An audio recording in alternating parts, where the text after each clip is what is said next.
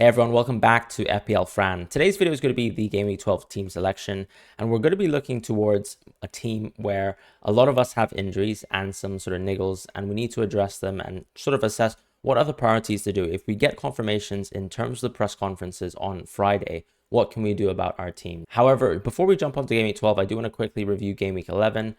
If you didn't watch the transfer plans video, I did sort of do a full deep down review of Game Week 11. However, there's no need to do so here. I got 21 points, less than 2 points per player, and assuming that we have 12 players as well, even worse, right? With Erling Haaland as the captain.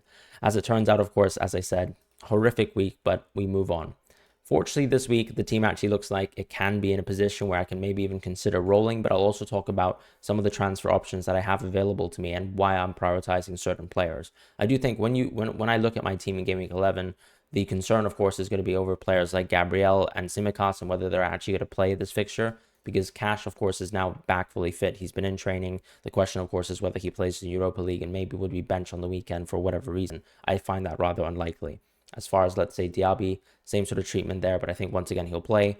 Gordon, of course, will get maybe the strength and the boost of, let's say, Wilson suffering a knock in the Champions League, which means that he might play centre forward. But beyond that, I think also you have to consider that Isaac's probably close to coming back. And of course, Gordon, even though he's a great pick, also will be dealing with very, very tough fixtures in the short term. So those are my immediate thoughts in terms of players in my team. As I said, Tsimikas and Gabriel, some slight doubts in terms of minutes. Porro, of course, just weakened as a pick because he doesn't have his two center backs. He doesn't have Udogie as well. So that is a general sort of downgrade for the Spurs team and the Spurs defense overall in terms of specifically Wolves away, because Udogie is also out for this fixture in specific. And even though maybe, let's say, someone like Van de Ven can come back in the future, he's definitely not coming back on this weekend, in my opinion. So that's going to be the sort of immediate thoughts of my team. As far as how I'm actually lining up in Game Week 12, it's quite simple, because with the goalkeeper position, unfortunately, Turner has lost his spot, and Vlachodimos actually played. Of course, the previous Benfica starting keeper is now someone where I think he's going to be taking Turner's spot, and I don't really see Turner losing his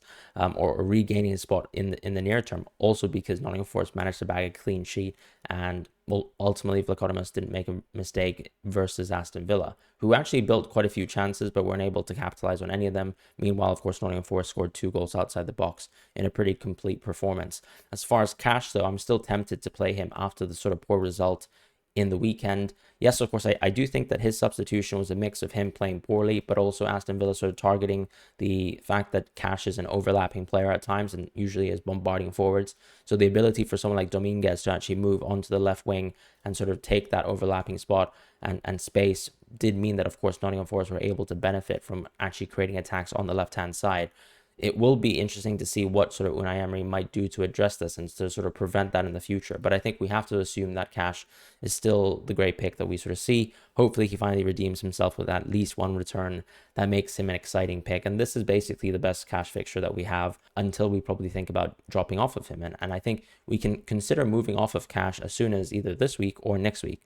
In reality, of course, because this week is such a good fixture, I would obviously say next week. But there's also the question of, let's say, if I'm to move into a player, who I would move into. And I'll talk about that in a moment. I will definitely be playing Gabriel. Yes, of course, he played in the Champions League, and there's a concern once again that he will be benched. But I think it's quite easy to play Gabriel here just because he does strike me as the type of player where if he's, let's say, getting rested for Kiwior, it's more than likely that Gabriel will not actually play the full game, right? It's more than likely that he will sit on the bench the entire time unless there's something magically happen. So the last time that Gabriel, for example, was on the bench and was called on to play was actually when they were trying to secure that sort of 10 versus 11 win early on in the season. And that was when, for example, Kai Havertz moved on to centre forward, things like that. And Gabriel had to play in, for example, the last 10 to 15 minutes of the game to try and consolidate the win for Arsenal.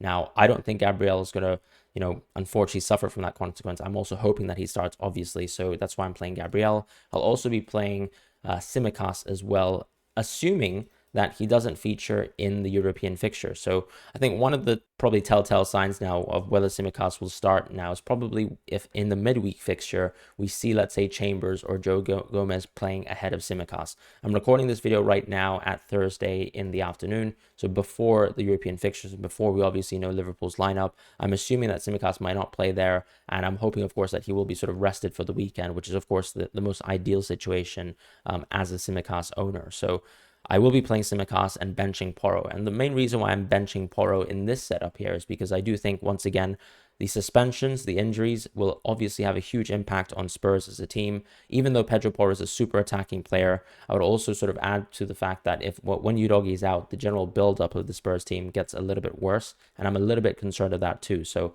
I think it's generally a good idea to actually probably bench Porro this week and actually just see him as an option who can maybe replace Gabriel if necessary, or even replace Simicast if for magically whatever reason Simicast doesn't play 0 to 90. Now, if I do get concerned that Simicast will be on the bench once again this weekend, it's a very simple move to just put Simicast maybe first or second on bench and simply go with a different setup and go with Porro in the starting lineup here. But I'm assuming, as I said, Simicast will play.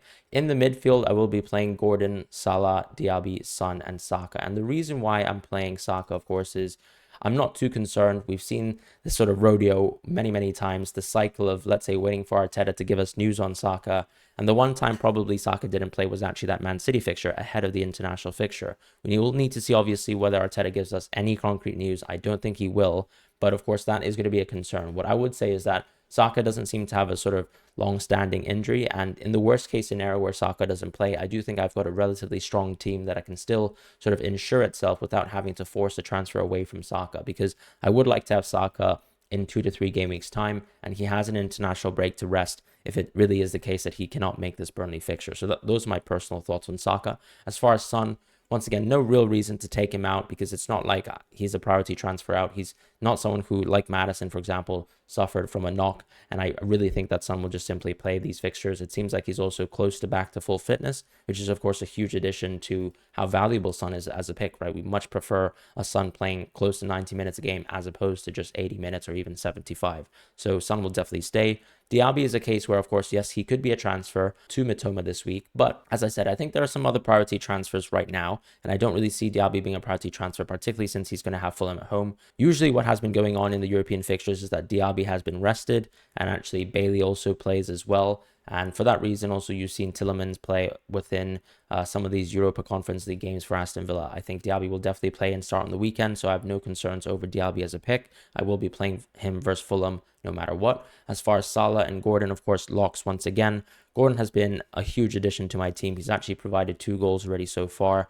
And yes, of course, whilst he hasn't, reached the sort of heights of Palmer because he's not a penalty taker, I would say that Gordon for this weekend looks very interesting as a pick. He's going to be a centre forward most likely, unless, let's say, Joe Linton plays in centre forward position. But I'll keep in mind, of course, that whenever, let's say, Joe Linton and Gordon play, they actually do tend to alternate roles between each other. So they do tend to shift wide and let's say, central, depending on, let's say, the game state and obviously just how the flow of the ball is moving. As far as, let's say, Wilson, it does seem like the knock is temporary. And of course, with Isaac, we know that he is going to be coming back very shortly. So I don't think that Gordon is suddenly some sort of crazy huge priority pick. If you don't own Gordon, I would probably still consider, unless you, let's say, have a Neto injury to address, to probably, let's say, back off of him. I do think waiting for Palmer in Gameweek 14/16 is probably the most ideal scenario. And eventually, I think Gordon will actually be a transfer there, unless, let's say, for whatever reason, I have bigger issues or, bigger fish to fry. As far as the forward position, I will be playing Watkins and Haaland.